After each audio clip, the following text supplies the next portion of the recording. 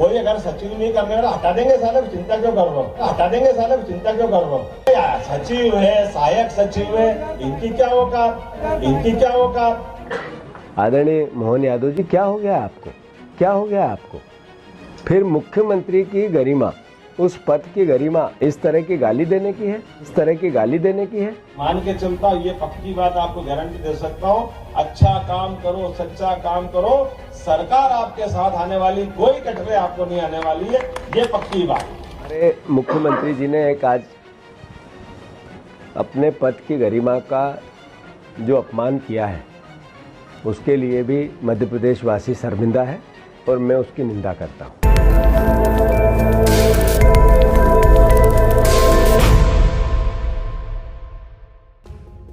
मुख्यमंत्री डॉक्टर मोहन यादव भोपाल में जम्बूरी मैदान में आयोजित सरपंच महासम्मेलन को संबोधित कर रहे थे। उपस्थित सरपंच ताली बजा रहे थे। मुख्यमंत्री कई सारे बिंदुओं पर सरपंचों को संबोधित कर रहे थे। इसी दौरान अचानक मुख्यमंत्री ने कुछ ऐसा बयान दिया कि अब मध्य प्रदेश कांग्रेस पार्टी मुख्यमंत्री पर निशाना साध रही है। कांग्रेस प्रदेश अध्यक्ष जीतू पटवारी ने कहा कि मुख्यमंत्री गाली देते हैं। मुख्यमंत्री डॉक्टर मोहन यादव जम्बूरी मैदान भोपाल में आयोजित सरपंच महासम्मेलन में सहभागिता कर कार्यक्रम को संबोधित कर रहे थे। अपने संबोधन के दौरान मुख्यमंत्री डॉक्टर मोहन यादव ने कुछ ऐसा कह दिया कि अब बवाल मच गया है। कांग्रेस पार्टी लगातार निशाना साध रही है। मध्य प्रदेश कांग्रेस अध्यक्ष जीतू पटवारी ने भी मुख्यमंत्री डॉक्टर मोहन यादव पर गंभीर आरोप लगाए। कहा कि उन्होंने कई बार अलग अलग प्रकार से मुझे भी गालियां दी हैं। अब वह ग्राम पंचायतों के सचिव, सहायक सचिवों को गाली दे रहे हैं। बस काम के करने का इंटेंशन दिख जाता है कि काम की आपकी करने की भावना अगर शुद्ध है तो उस भावना में तो परमात्मा आपके साथ, कोई दिक्कत नहीं। ये भाव भी आपके सामने आया, कोई अगर सचिव नहीं करने वाला हटा देंगे साले, चिंता क्यों कर रहे हो? जब कोई तकलीफ देगा उससे अलग क्या? सचिव है, सहायक सचिव है, इनकी क्या औकात। हमने को लगता है कि यार सरपंच के मामले में कोई दिक्कत आ रही, सरकार ने निर्णय किया तो उसको ठीक करने का काम हमारा है। ये तो चिंता की बात, थोड़ी ताली वाली बजा के बताओ अगर मैं आपके हित की बात कर रहा हूँ।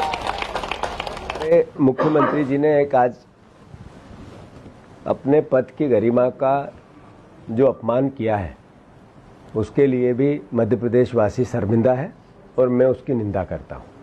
कांग्रेस पार्टी उसकी निंदा करती है। आज वो सरपंचों के सम्मेलन में गए थे। क्यों गए थे? कि पूरे मध्य प्रदेश के सरपंच आए कि हमें जो ग्राम स्वराज की मूल कल्पना थी, उसके अनुसार मध्य प्रदेश में ग्राम स्वराज की त्रिस्तरीय पंचायत राज की हत्या हो रही है। मुख्यमंत्री जी, आप लोकतंत्र की हत्या कर रहे हो, तो कृपया करके जो गांव की सरकार होती है, जो ग्रामीण क्षेत्र की 3 सरकारें होती है, जनपद, जिला पंचायत और हमारी ग्राम पंचायत की, उसके अधिकारों को बहाल करो। मुख्यमंत्री जी गए, इसके लिए उनको साधुवाद। हमारे पंचायत मंत्री भी गए, उनके लिए भी साधुवाद। ये 2 चेहरे जो आज गए थे, एक चेहरे ने आज से 4-5 महीने पहले पंचायत मंत्री ने आवेदन देने वालों को भिखारी कहा था इनकी, और आज मुख्यमंत्री ने सरपंचों को संबोधित करते हुए सचिव और रोजगार सहायकों को गालियां दी। क्या रोजगार सहायक मध्य प्रदेश के वासी नहीं है? क्या जो सचिव है ग्राम पंचायत का, वो मध्य प्रदेश का वासी नहीं है, देश का वासी नहीं है? फिर मुख्यमंत्री की गरिमा, उस पद की गरिमा इस तरह की गाली देने की है। आदरणीय मोहन यादव जी, क्या हो गया आपको? लगातार आप बिहार गए तो अलग अलग तरह के प्रलाप कर रहे थे। आप अलग अलग तरह की असंवेदनशील भाषा बोलते हैं। विपक्ष के नेता को कहते हैं इनका नशा नहीं उतरता। फिर मुझे अलग अलग तरीके से 4-5 बार आप गाली दे चुके हो, और अब आप ग्राम सहायक और सचिवों को गाली देते हैं। आपके मंत्री उनको भिखारी जनता को कहते हैं। आखिर सरकार का मद जो वोट का इतना भयंकर कैसे हो गया भैया? तो मैं मुख्यमंत्री जी से आग्रह करता हूं कि जितनी जल्दी हो आप माफ़ी मांगो। अगर आप माफ़ी नहीं मांगोगे तो ये अपमान है इस पद का। कार्यक्रम में मुख्यमंत्री डॉक्टर मोहन यादव ने बताया कि प्रदेश सरकार पंचायतों में लगातार विकास कर रही है और तस्वीर बदल रही है। और जो अभी विषय आए हैं उन विषयों के लिए हमारी सरकार सदैव आपके साथ है, ये पक्का बोल सकता हूं, इसमें कोई शंका नहीं। जो हमारे बीच में तय होगा उस व्यवस्थाओं का परिपालन करने का काम ये सरकार के माध्यम से निश्चित रूप से होगा। और ये बात तो सही है कि जब सरपंच के सामने बैठेंगे तो सचिव, रोजगार सचिव, क्या रोजगार सहायक, ये सब चीजें तो आना ही चाहिए, इनके बिना बात थोड़ी बनती है। तो ये इस विषय को लेकर के भी विभाग गंभीर है। लेकिन ये भी बात सही, त्रिस्तरीय शासन प्रणाली में पंचायत के लिए सच में जो प्रधानमंत्री, मुख्यमंत्री ये हमको दिखते भले ही है, या आपकी नगर पालिका, नगर निगम, नगर पालिका, ये जो आपको पावर है वो पावर तो इतने बड़े बड़े पद वालों को भी नहीं। एक सरपंच जो पंचायत के लिए कर सकता है वो कोई नहीं कर सकता। जोरदार अभिनंदन अपने आप के लिए भी करें, क्योंकि पंचायत की नीचे तक की प्रणाली इतनी अच्छी है। इस व्यवस्था के आधार पर सच में कहा माननीय मंत्री जी ने कि एक पंचायत के सरपंच और पंचायत के दरमियान एक एक घर की गिनती आपके माध्यम से हो जाती।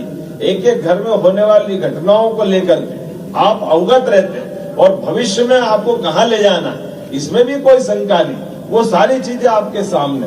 ऐसे में सरकार की व्यवस्थाओं के बलबूते पर हमारा तो भौगोलिक रूप से इतना बड़ा प्रदेश, इतने बड़े प्रदेश में सच में बड़ी आबादी हमारी गांवों की पंचायतों में रहती।